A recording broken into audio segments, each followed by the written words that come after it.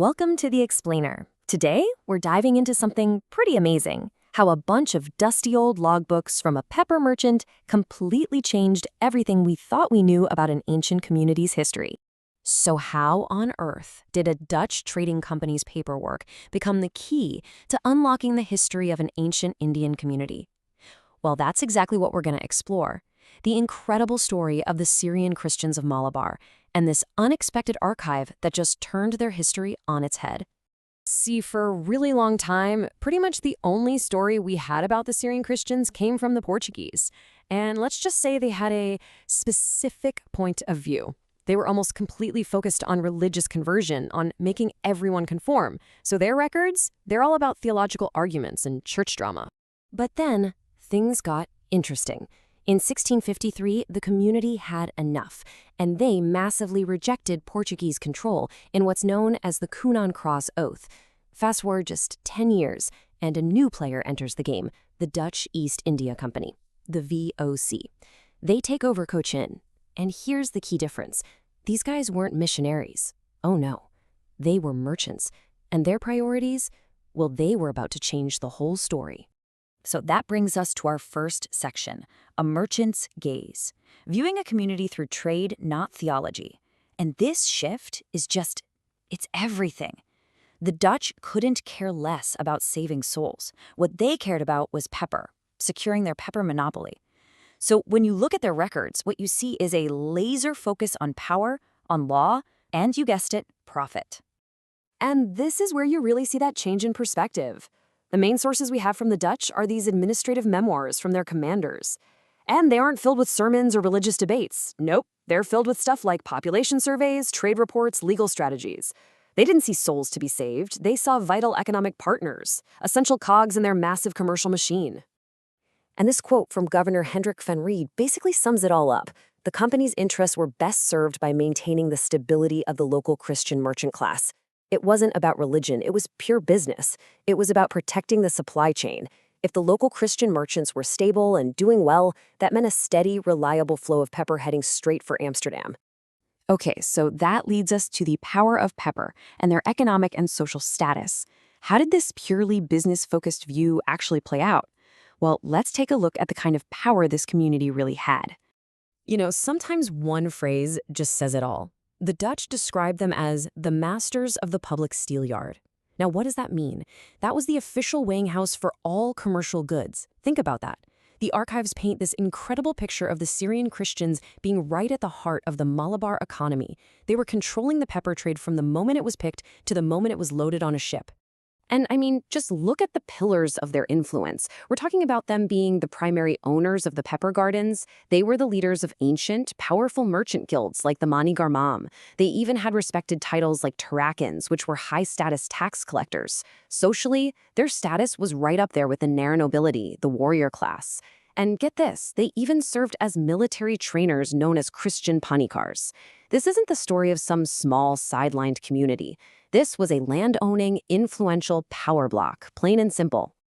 Okay, next section, protection as a weapon, law, caste, and colonial ambition. Because this relationship wasn't just about business. The Dutch were smart, and they quickly realized their alliance with the Christians could be a really powerful tool for their own colonial ambitions. Here's where it gets really clever, and a bit cynical. The Dutch started to manipulate the local legal and caste systems. A key part of this involved new converts, particularly from lower caste communities. In the Dutch legal records, a specific term pops up for them, margekar. So you see these cases in the records, like this one about a convert named Pilo. He was being targeted by high caste Nairs for so-called ritual pollution. And what happens? The Dutch company swoops in saying, hey, we'll defend him. They position themselves as protectors, but what was really happening? Every time they did this, they were undermining the authority of the local kings and extending their own legal reach further and further into the territory. All right, let's shift gears a bit. What the archives reveal, a legacy in culture and science. Because beyond all the hard-nosed talk of trade and law, something amazing happened. These super pragmatic Dutch records accidentally became a treasure trove of cultural details about the community. You have to remember, the Dutch were Protestants from Europe, so to them, this syncretic culture was just fascinating. They took all these detailed notes.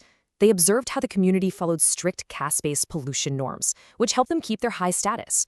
They wrote about marriage rites, seeing how they used local symbols like the minu, which is a kind of cross thali, blending Indian and Christian traditions. And they even documented rituals like Pasaha, a sort of Passover meal, showing how these ancient Judeo-Christian elements were still alive. But of all the things they recorded, one project stands out as maybe the most significant and, honestly, surprising thing to come out of this entire archive. It was a massive scientific collaboration called the Hortus Malabaricus, a huge 12-volume study of Kerala's medicinal plants. And this thing was a true multi-ethnic collaboration. You had the Dutch governor, Hendrik van Ried, leading it, but the actual knowledge, that came from an Ajava practitioner named Iti Achutin. The text was then translated by 3 Konkani Brahmins, and who provided the logistical support and, crucially, the access to the inland forests? The Syrian Christians. It was like a microcosm of the entire Malabar society working together.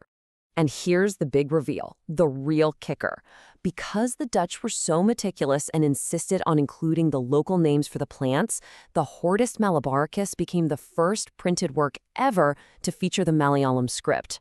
Just think about that. A project driven by commerce and science accidentally introduced an entire written language to the world of global scholarship. How cool is that? So, after all that, what's the big takeaway here? What should you remember?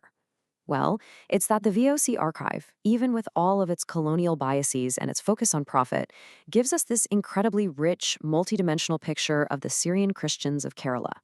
It shows us they weren't just a religious group.